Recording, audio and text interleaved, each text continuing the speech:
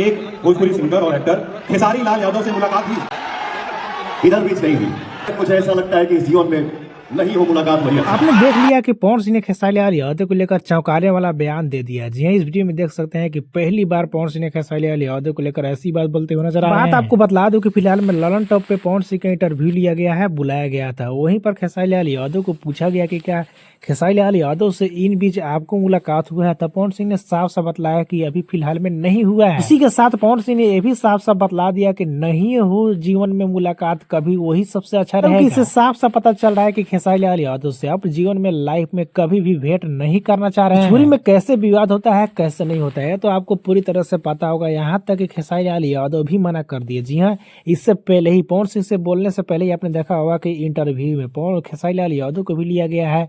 जब इवेंट हो रहा था उसमें खेसारी लाल यादव बार बार मना कर रहे थे।